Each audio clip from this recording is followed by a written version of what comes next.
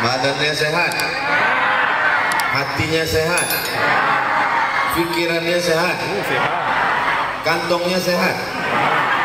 Itu yang paling penting. Alhamdulillah. Allahumma salli ala Sayyidina Muhammad wa ala ali Sayyidina Muhammad. Yang sama-sama kita hormati Bapak Wakil Bupati sekaligus pimpinan Pondok Pesantren Darul Quran Babus Sa'adah, bapak-bapak Forum Komunikasi Pimpinan Kecamatan, Bapak Anggota Dewan, Bilu khusus Tuan Guru kita Al-Mukarram Ustadz Luqmanul Hakim, pimpinan Pondok Pesantren Munzalan Mubarakah, alim ulama, celik pandai, tokoh masyarakat, hadirin hadirat, muslimin muslimat, mukminin mukminat yang belum kawin dan belum sunat. Insya Allah semuanya dimuliakan Allah Subhanahu wa Ta'ala. Amin ya Rabbal. Dari Pekanbaru ke Jakarta, dari Jakarta ke Pontianak, dari Pontianak naik mobil kemudian pindah ke speedboat, dari speedboat tertidur, buka mata di tengah laut, belum juga sampai, tutup mata tidur lagi, akhirnya sampai. Dari pagi tadi berjalan sampai mau tenggelam matahari, barulah sampai ke Babus Sa'adah, pintu kebahagiaan. Nama rumahnya Darul Quran, nama pintunya Babus Sa'adah. Orang yang sulit bahagia di seluruh dunia, dari Sabang sampai Papua, kalau kalian mau bahagia, tidak bisa bahagia kalau tidak masuk dari pintu kebahagiaan. Di mana pintu kebahagiaan itu? Di Kayong Utara. Makanya saya lihat ini adalah wajah-wajah yang penuh kebahagiaan. Hanya dugaan saya saja, karena saya tidak bisa melihat wajah mereka pakai masker. Bapak Ibu yang dimuliakan Allah, tadi kata Pak Wabub, Ustadz Somad, kita sholat di dekat pelabuhan. Kenapa gitu Pak Wabub? Karena nanti kalau di sana kita tidak bisa sholat. Betul. Untung kami sholat di dekat pelabuhan. Andai di sini gimana mau sholat? Orang seramai ini, jangan-jangan sholatnya pun di live kan juga. Hai guys, ini Ustadz Somad sedang live sholat asar jamak takhir dengan zuhur. Kami sholat 2 rakaat di masjid dekat pelabuhan. Pak Wabub menyuruh, meminta saya jadi imam. Tapi saya baca dalam fikih, kalau berkumpul semua orang di suatu negeri, yang paling layak jadi imam adalah ulil amri, pemimpin. Maka Pak Wabub jadi imam, maju ke depan. Saat selesai sholat, Pak Wabub angkat tangan berdoa. Di saat berdoa itu, apa yang berkecamuk dalam pikiran saya? Saya saja mau sampai ke Kayong Utara tahun 2020, zaman canggih, mesti habis 1 hari baru sampai. Bagaimana dulu Pak Wabub ketika sekolah ke pesantren Gontor Ponorogo, Jawa Timur? Tapi sekarang alhamdulillah Bapak Ibu tidak seperti orang tua, ayah dan ibu Pak Wabub 20-30 tahun yang lalu. Mereka melepas anak mereka dipukul ombak, diempas gelombang sampai ke Gontor, Jawa Timur. Hari ini Bapak Ibu tinggal mengantar anaknya ke Darul Quran Babus Sa'adah sebelum tanggal penutupan berikutnya. Jadi dengan adanya pondok pesantren ini, beban Bapak Ibu menjadi ringan. Kalau rindu anaknya tinggal datang berkunjung, tapi mengunjungi anak di pesantren sekali-sekali, jangan sehari 3 kali. Ini ngunjungi anak atau makan obat? Kalau sayang kepada anak bukan diletakkan di rumah, kasih kamarnya besar, pakai AC, pakai TV sebesar kulkas. Sayang sama anak bukan dikasih motor, akhirnya dia ngebut, nabrak tiang listrik. syukur kalau mati. Patah-patah setengah mati dia, hidup segan mati tak mau. Sayang sama anak, tinggalkan di pesantren Darul Quran Babus Sa'adah. 6 tahun dia di sini tamat. Setelah tamat dari pesantren, silakan terbang sejauh mata memandang. Tamat dari pesantren, dapat beasiswa di UGM, Universitas Gajah Mada, Yogyakarta, silakan. Masuk ke ITB, Institut Teknologi Bandung, silakan.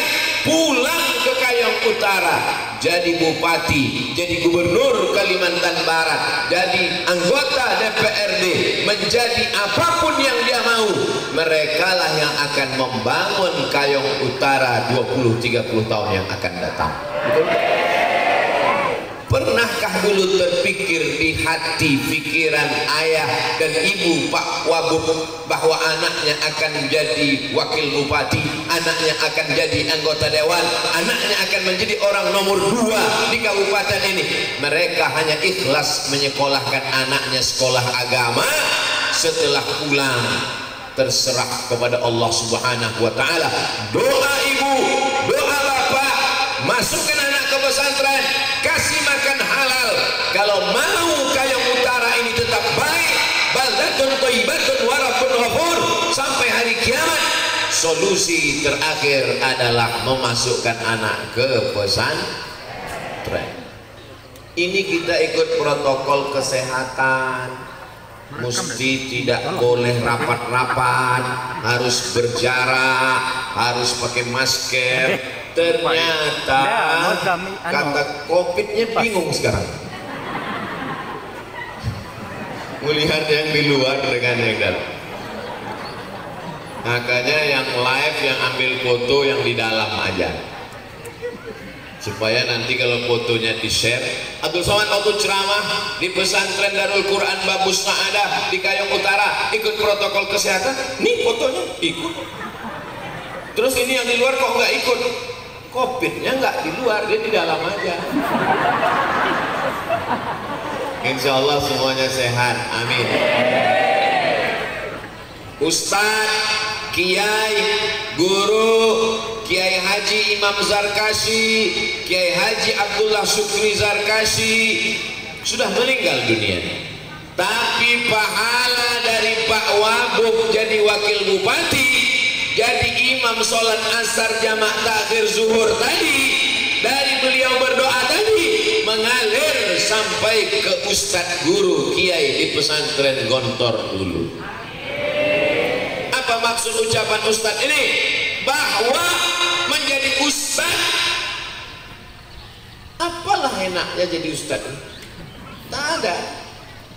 Apalah untungnya jadi ustadz ini? Kalau mau dicari-cari untungnya, kalau Ustadz Abdul Somad mati, pahala dari seluruh pelajar pesantren Darul Quran Babus Sa'adah mengalir ke makam Abdul Somad. Yang nggak bilang amin berarti nggak setuju. Nggak apa-apa, setuju nggak setuju pahalanya tetap ngalir. Enak aja, kami yang ngajar di sini, Ustaz Somad kan nggak ngajar. Aku pernah ceramah sekali. Tanda tangannya sudah sampai 3 jengkal lama saya di sini.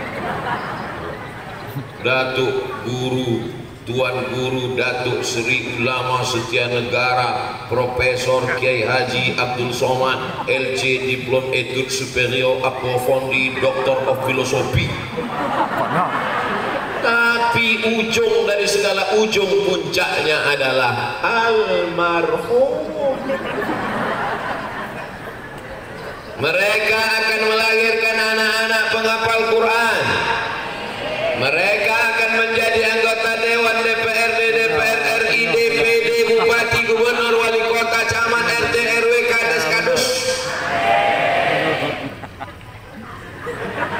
Ketika mereka ambil di kampungnya, ketika mereka amanah di anggota legislatif, pahala mengalir ke guru-guru pesantren. Walaupun ngajarnya cuma sekali, Siapa itu? Nih. Itu poin kedua yang ingin saya sampaikan. Poin yang pertama, bapak-bapak, ibu-ibu, anak-anak, masukkan anak ke pesantren. Hari ini Ustadz Lukmanul Hakim tamat pesantren. Hari ini Pak Wakil Bupati tamat pesantren. Ustadz Abdul Somad pernah di pesantren, nggak tamat. Maka anak-anak ibu masukkan pesantren, setuju Bu? Kok Ustadz minta anaknya pesantren, persetujuannya ke ibu bukannya ke bapak? Yang ngandung 9 bulan 10 hari ibu, yang nyusukan 2 tahun ibu. Memang bapak yang punya uang, yang megang dompet.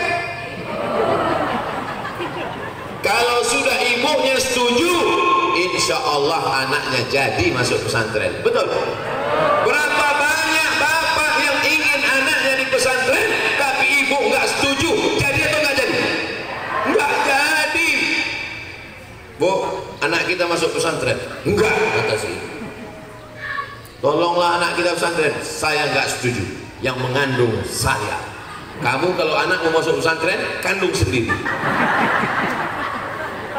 Ibu luar biasa. Ustadz Abdul Somad sekolah dulu sampai ke Mesir 4 tahun nggak pernah pulang kampung.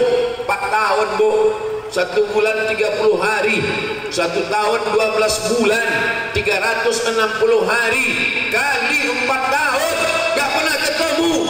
Saya bukan di keluarga anaknya banyak susun paku do re mi fa sol la si do do sol fa mi re do. Saya keluarga cuma 2 orang. Anak pertama, kesayangan lagi. Tapi emak saya prinsipnya, kalau sayang sama anak, dia mesti biarkan terbang jauh sejauh mata memandang. Tapi di hari petang, dia akan pulang ke tanah air negara kesatuan Republik Indonesia. Ibu punya anak kaya, ibu punya anak pejabat, ibu punya anak konglomerat, mau? Tapi sakau, nggak mau. Karena ibu berdoa tiap malam, Rabbi habli minas sholihin. Benteng pondok pesantren, pertahanan terakhir menjaga anak-anak kita. Bapaknya sudah, ibunya sudah, anaknya sudah, ustadz yang mendidik sudah. Lalu sekarang siapa? Pimpinan yang punya uang, yang mengatur APBD.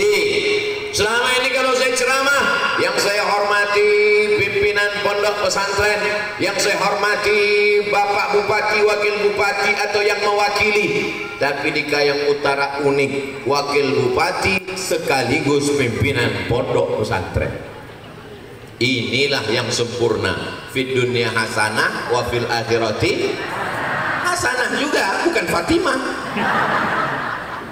Bapak Ibu yang dimuliakan Allah Subhanahu wa taala, maka kalau pemimpin kita tamat pesantren, insya Allah dia pasti peduli kepada pesantren. Betul?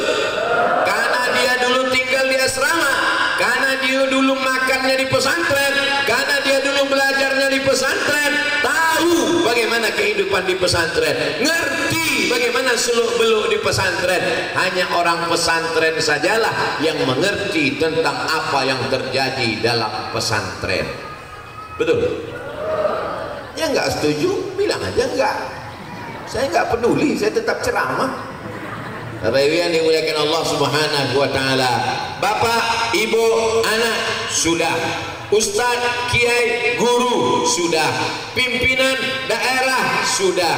Yang keempat adalah jangan angkuh, jangan sombong, berdoa kepada Allah. Seandainya semua manusia di dunia mau mendatangkan Abdul Somad ke Kayong Utara, Allah tidak setuju. Apakah terjadi? Tidak. Innama amruhu idza arada syai'an ayyakula lahu kun fayakun. Saya diberitahu Ustadz Lukmanul Hakim, nanti kita akan pergi ke Pulau Karimata. Ustadz akan pergi ke sana menyelam bersama lobster dan cumi-cumi. Tapi ternyata skenario berkata lain, Ustadz Somad disinggahkan, dimampirkan untuk mengambil barokah dari doa mujahid-mujahid fisabilillah. Siapa yang Ustadz maksud mujahid fisabilillah? Man kharaja fi talabil ilmi, siapa yang keluar rumah dengan niat menuntut ilmu, fa huwa fisabilillah, maka dia sama seperti orang yang berjihad fisabilillah hatta yarji'a, sampai dia pulang ke rumah. Dari mulai sanawiyah 3 tahun, aliyah 3 tahun, ini anak-anak adalah para mujahid fisabilillah. Bajunya baju pramuka, bajunya putih abu-abu, bajunya macam-macam, tapi itu hanya sampul casing saja. Isi di dalamnya adalah mereka mujahid fisabilillah, mujahid menolong agama Allah dengan ilmu mereka.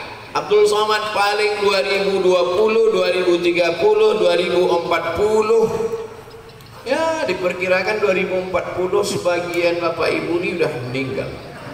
40. Saya masih hidup. Lalu yang mengalir mana? 2040 sebagian besar kita meninggal. Yang punya mobil, mobilnya ikut atau tinggal?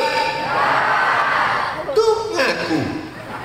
Yang punya rumah besar, cantik, megah, mewah, kamarnya 4, kamar mandinya 5.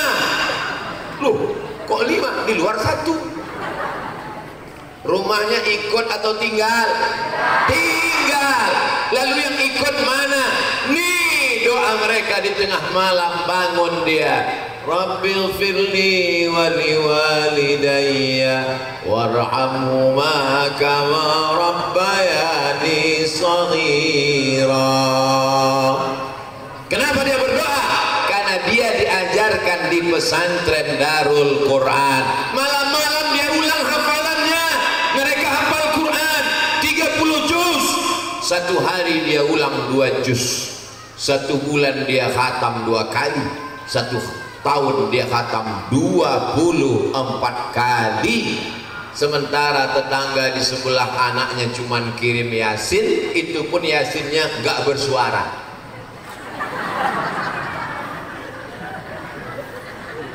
Tapi kalau anak Darul Quran, Bismillahirrahmanirrahim, Alif Lam Mim, Dzalikal kitabu la raiba fihi hudan lil muttaqin.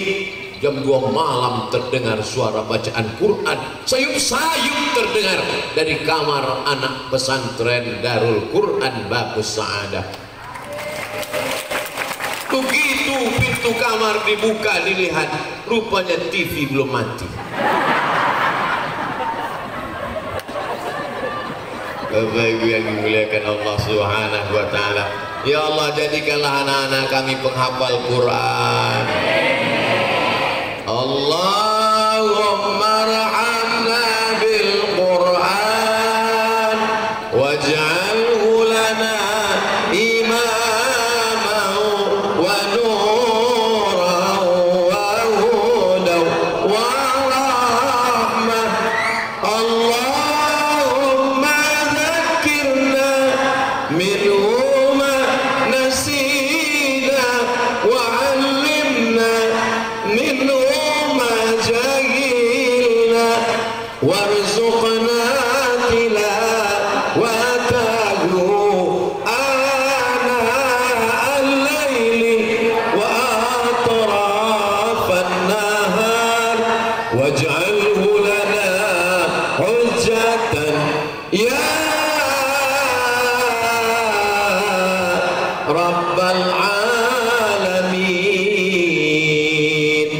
Mereka kalau punya anak, mengayun anaknya, mau tidur malam, masak sarapan pagi, itu yang mereka nyanyikan. Allahumma arhamna bil Quran. Betul? Coba kalau dia tidak belajar di pesantren Darul Quran, ngayun anak lagunya Pulang-pulang berbadan dua. Pulang-pulang berbadan dua itu maksudnya apa? Hamil gak ada suami. Mohon maaf, ini saya sebutkan dalam masjid. Mereka anak raja ganteng, lagunya tetap itu. Sambil duduk dia sore-sore, apa yang keluar dari mulutnya? Allahumma arhamna bil Quran. Kenapa itu yang dinyanyikannya? Karena itu yang didengarnya di pesantren. Itu yang masuk ke telinganya, masuk ke otaknya, masuk ke jantungnya, masuk ke hatinya.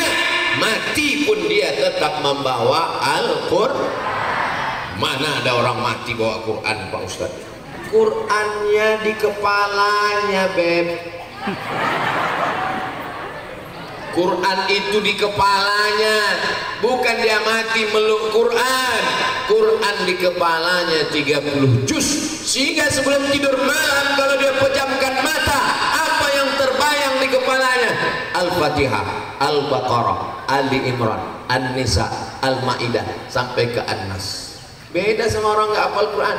Pejam mata, nasi goreng, nasi uduk, ayam penyet, ayam pop, ayam hutan. Anda mau anak Anda hafal Quran, masukkan segera ke pesantren tahfiz Darul Quran Babus Sa'adah. Bapak Ibu mau bahagia dunia dan akhirat, datanglah ke pintu kebahagiaan Babus Sa'adah.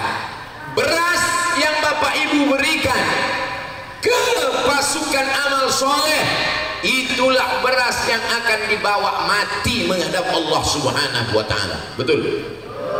Beras yang masuk rice cooker, habis itu dimakan, jangan lupa pencet dulu. Karena kami dulu pernah masukkan beras ke rice cooker pas mau buka puasa di Mesir nih, udah siap-siap Allahumma lakasum tuh buka, masih air, lupa mencet. Beras yang dimasukkan ke rice cooker diisi air, dicuci dulu, pencet on, jadi nasi. Nasi disuap, Allahumma barik lana fima razaqtana wa qina azabannar. Sepiring nasi hanya berubah menjadi setetes darah, sisanya kotoran.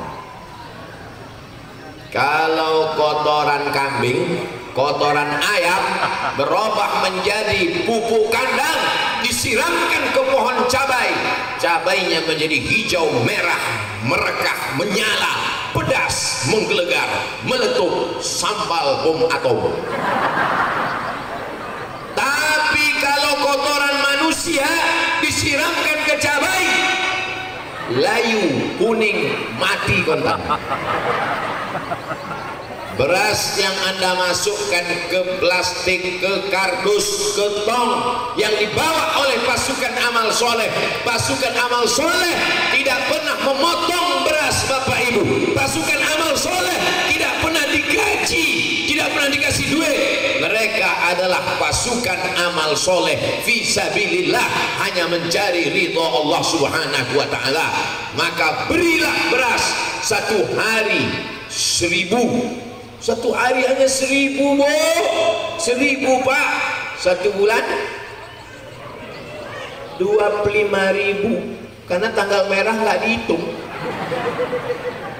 Hanya 25.000 satu bulan. Kau sudah beramal soleh. Berasnya dibawa ke sekolah tahfiz Quran, berasnya dibawa ke anak yatim, berasnya dibawa ke panti jompo, berasnya dibawa ke rumah janda-janda yang tua-tua. Saya nyebut janda langsung senyum. Bapak Ibu yang dimuliakan Allah Subhanahu wa Ta'ala, hidup di Kayong Utara menjadi berkah. Anak-anaknya berkah, berasnya berkah, ibunya berkah, bapaknya berkah, tanahnya berkah. Sama nggak tanah ini dengan tanah yang ditumbuhi rumput-rumput bakau di samping? Sama. Bedanya apa? Di tanah ini berkah. Kalau sholat di sini dapat 27 rakaat, 27 darajat. dan dari tanah ini keluar para penghafal Quran yang kalau mereka jihad fisabilillah menolong agama Allah di Indonesia, mereka yang akan menyebabkan terang benderang kubur kita, Bu, lapang alam barzah kita. Mudah-mudahan kita semua mati husnul khatimah. Allahumma khtim lana bi husnil khatimah wala takhtim alaina bisu'il khatimah. Amin. Allahumma ja'al abna'ana wa banatina min huffazil Qur'an. Amin. Min hamalatil Qur'an. Wahfazhum min kulli su' wa syar. Allahumma ja'al ummahatihim minas sabirat. Jadikan ibu dan ayah mereka orang-orang yang sabar melepas mereka di pondok pesantren, ya Allah. Allahumma waffiqna lima tuhibbuhu wa tardah. Tanamkan dalam hati kami ridhamu supaya kami beramal dengan amal yang kau cintai dan kau ridhai. Allahumma ja'alna minal mukhlasin. Jadikan kami orang yang beramal ikhlas hanya mengharapkan kemuliaan darimu, ya Allah. Allahumma ja'al akhir kalamina inda intihai ajalina. Jadikan akhir kalam kami ketika ajal kami sampai, yang terakhir keluar dari mulut kami la ilaha illallah Muhammadur Rasulullah sallallahu alaihi wasallam. Rabbana atina fid dunya hasanah wa fil akhirati hasanah wa qina adzabannar. Wa sallallahu ala sayyidina Muhammad wa ala alihi wa sahbihi wa sallam. Walhamdulillahi rabbil alamin. Taqabbalallahu minkum minna wa minkum taqabbal ya karim. Terima kasih segala perhatian. Mohon maaf segala kekhilafan dan kesilapan. Aqulu qawli hadza astaghfirullah li wa lakum. Wassalamu alaikum warahmatullahi wabarakatuh. Waalaikumsalam warahmatullahi wabarakatuh.